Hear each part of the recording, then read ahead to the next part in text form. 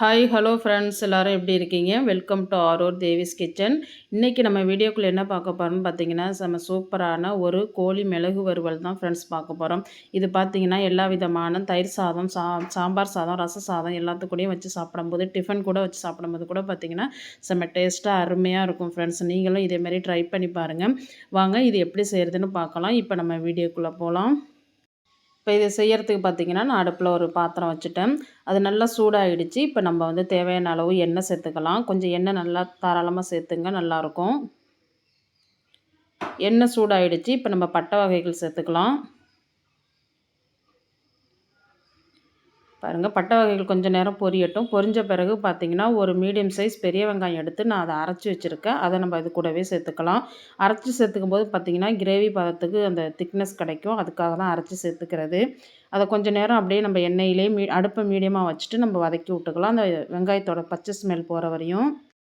வெங்காயம் நல்லா வதங்கிடுச்சு. ஒரு கொத்து கருவேப்பிலை சேர்த்துக்கலாம். இப்போ பார்த்திங்கன்னா, ஒரு பழுத்த தக்காளி எடுத்து நல்லா பொடுசாக கட் பண்ணி வச்சுருக்கேன். இப்போ அதையும் நம்ம கூடவே சேர்த்து கொஞ்சமாக உப்பு சேர்த்து நல்லா வதக்கி விட்டுக்கலாம். தக்காளி நல்லா குலைவாக வதங்கிடுச்சு. கூடவே ஒரு 1½ ஸ்பூன் அளவுக்கு இஞ்சி பூண்டு பேஸ்ட்டு சேர்த்துக்கலாம். அதையும் சேர்த்து நல்லா பச்சை வாசனை போகிற அளவுக்கு நம்ம நல்லா வதக்கி எடுத்துக்கலாம். பாருங்கள், இப்போ நல்லா வதங்கிடுச்சு. இது கூடவே பார்த்திங்கன்னா, ஒரு 2 ஸ்பூன் அளவுக்கு தயிர் சேர்த்துக்கலாம். தயிர் எதுக்காக சேர்க்குறேன்னா, அந்த சிக்கன் வந்து நல்லா சாஃப்டாக வெந்து வரும், அதுக்காக தான். அதையும் சேர்த்து நம்ம நல்லா வதக்கி எடுத்துக்கலாம். பாருங்கள், எல்லாம் நல்லா வதங்கிடுச்சு.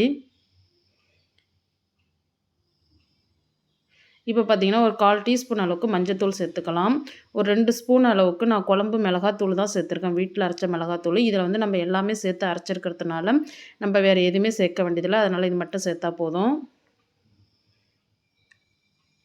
நீங்கள் குழம்பு மிளகாத்தூள் சேர்க்க விருப்பம் இல்லைனாக்கா, நீங்கள் மல்லித்தூள் தனி மிளகாத்தூள் சேர்த்துங்க. பாருங்கள், சேர்த்து எல்லாம் நல்லா வதக்கி விட்டாச்சு. இப்போ எண்ணெயும் நல்லா பிரிஞ்சு வந்துருச்சு. இப்போ இந்த ஸ்டேஜில் நம்ம சிக்கனை சேர்த்துக்கலாம். நான் ஒரு 1/2 kg சிக்கன் எடுத்துருக்கிறேன். பாருங்கள், சேர்த்து இப்போ நல்லா அந்த மசாலாவிலேயே நம்ம இந்த சிக்கனை நல்லா பிரட்டி விட்டுக்கலாம். அப்போ தான் அந்த மசாலா எல்லாமே அந்த சிக்கனில் நல்லா ஒன்று சேர்ந்து வரும். கொஞ்சம் நல்லா கைவிடாமல் அடி பிடிக்காமல் நல்லா பிரட்டி விடுங்க.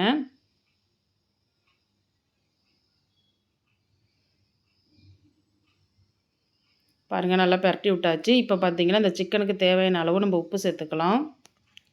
உப்பு சேர்த்த பிறகு நல்லா ஒன்றா கலந்து விடுங்க.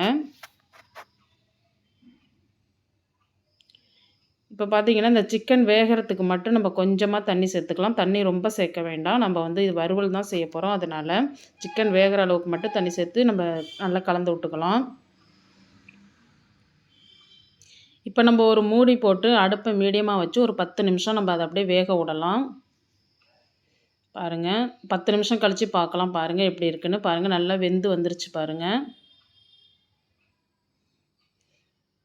இப்போ நம்ம நல்லா அதை பிரட்டி விட்டுக்கலாம். தண்ணியும் நல்லா ட்ரை ஆகிடுச்சு பாருங்கள்.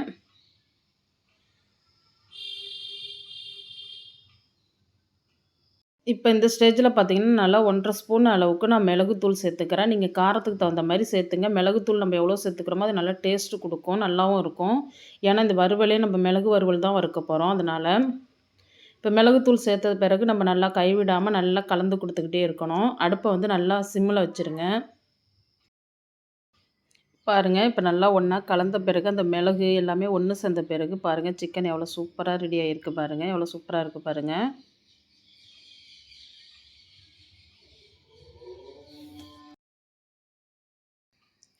இப்போ பார்த்தீங்கன்னா, இது கூடவே 2 பச்சை மிளகாய் சேர்த்துக்கிறேன். கொஞ்சமாக மல்லித்தழை தூவிக்கலாம். அந்த பச்சை மிளகாய் எதுக்காக சேர்க்குறேன்னா, அதோட ஃப்ளேவர் வந்து நல்லா இறங்கும்போது அதோட வாசனை, டேஸ்ட்டு எல்லாமே நல்லாயிருக்கும். அதுக்காக தான். இப்போ சேர்த்த பிறகு நல்லா கலந்து கொடுக்கலாம்.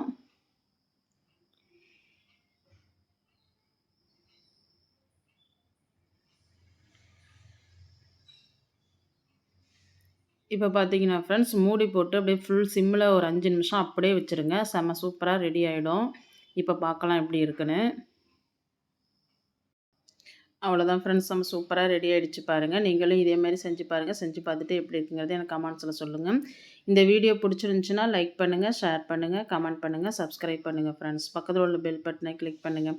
மீண்டும் ஒரு வீடியோவில் சந்திப்போம். பாய்.